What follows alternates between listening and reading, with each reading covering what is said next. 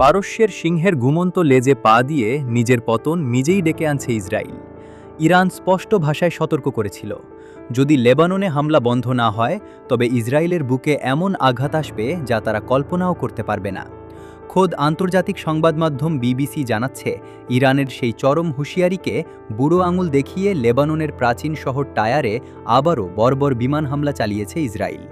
কিন্তু ইসরায়েলের এই দুঃসাহস কি তাদের শেষ রক্ষা করবে, নাকি এটি তাদের সম্পূর্ণ ধ্বংসের সূচনা?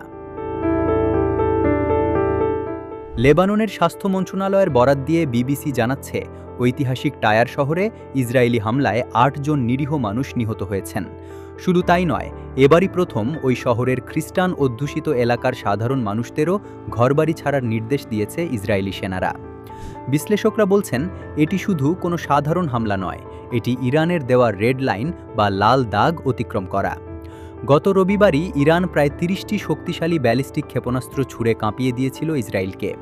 এরপর সোমবার ইরান যুদ্ধ সাময়িকভাবে স্থগিত করে বলেছিল, হামলা থামালে তারা শান্ত থাকবে, নতুবা আরও কঠোর ও ধ্বংসাত্মক পদক্ষেপ নেওয়া হবে। কিন্তু ইসরায়েল সেই সুযোগ হাতছাড়া করল।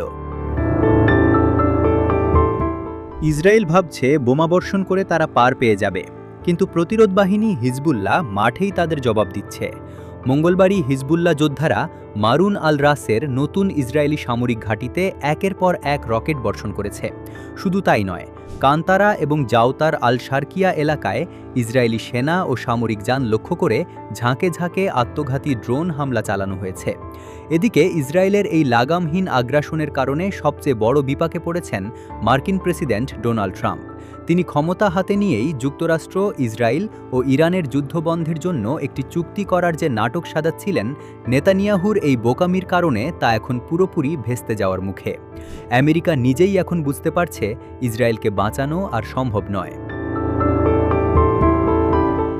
ইসরায়েলি সেনাবাহিনীর chief of staff general Eyal Zamir এবং প্রধানমন্ত্রী নেতানিয়াহু মুখে যতই বড় বড় কথা বলুন না কেন যে তারা প্রচণ্ড শক্তি দিয়ে পাল্টা আঘাত হানবে, বাস্তবতা কিন্তু ভিন্ন। লেবাননে ঢুকে স্থল অভিযানে গিয়ে ইতিমধ্যে তাদের ৩০ জনেরও বেশি সেনা নিহত হয়েছে। অন্যদিকে ইরান প্রমাণ করেছে যে তাদের ক্ষেপণাস্ত্র ইসরায়েলের তথাকথিত আয়রন ডোম ভেদ করে ভেতরে আঘাত করতে পারে। ইরান স্পষ্ট করে দিয়েছে, ইসরায়েল যদি লেবাননে এই বর্বরতা বন্ধ না করে তবে এবার আর ৩০টি নয়, শত শত ক্ষেপণাস্ত্র তেল আবিবকে মাটির সাথে মিশিয়ে দেবে। অর্থাৎ নেতানিয়াহু যত বেশি লেবাননে হামলা বাড়াচ্ছেন, ইসরায়েলকে তত বেশি নিশ্চিত ধ্বংসের দিকে ঠেলে দিচ্ছেন। ইতিহাস সাক্ষী, মজলুমের রক্ত কখনো বৃথা যায় না। লেবানন ও ফিলিস্তিনের নিরীহ মানুষের ওপর এই জুলুমের চূড়ান্ত হিসাব নিতে ইরান যে কোনো মুহূর্তে চূড়ান্ত আঘাত হানতে পারে। ইসরায়েল কি নিজের পতন নিজেই ডেকে আনল?